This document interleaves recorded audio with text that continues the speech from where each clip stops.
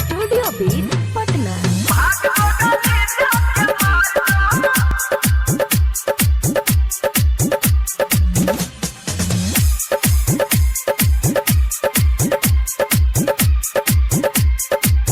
हमर शीशा जे हन दिल तोड़ली ओय में नफरत के जहर घोड़ली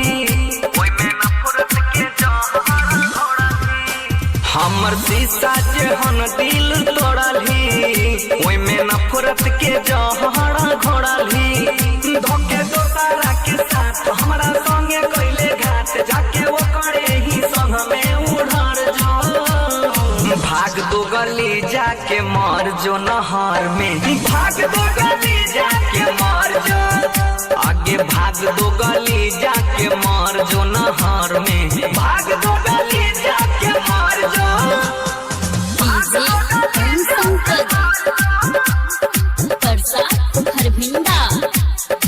दीवाना बनैली झूठे प्यार कैली गे हमारा से छौ नहीं कोनो वास्ता अब नजर न आई है ई चेहरा देखई है गे तोरा से हमर अलग रास्ता बुझले हे गे दीवाना बनैली झूठे प्यार कैली गे हमारा से छौ नहीं कोनो वास्ता अब नजर न आई है ई चेहरा देखई है गे तोरा से हमर अलग रास्ता पहले प्यार करैले सिखैली तब पीछे से घात छौड़ी कैली दोसरा के तू बात में आके हमर जिंदगी के नरक बनैली जेना कैली खेला बार अब रहल नहीं प्यार उहे छोड़बा से मंगिया के भर जो भाग दो गली जाके मर जो नहर में भाग दो गली जाके मर जो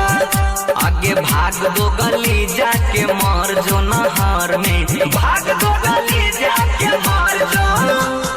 डीजे ओम शंकर परसा हरभिंडा हेगे पाई के मौका जे दिलही तू धोखाई दिलवा हमर खूब कानई रहे जोगे हर जैया खोजिले भी सैयाई छोड़वा न पहले से जानई रहे आगे सुन आगे पाई के मौका जे दिलही तू धोखाई दिलवा हमर खूब कानई रहे जोगे हर जैया खोजिले भी सैयाई छोड़वा न पहले से जानई रहे हेगे कहै छौ बनसीधर सोनू खुश रह में न जिंदगी में दोनों याद रखी है हमर बतिया जीवन में न भूली है गे दोनों रहो मनवा में खोट मरले दिलवा में चोट खूब कहरी हो अभियो सुधर जो भाग दो गली जाके मर जो नहर में भाग दो गली जाके मर जो आगे भाग दो गली जाके मर जो नहर में भाग दो गली जाके मर जो।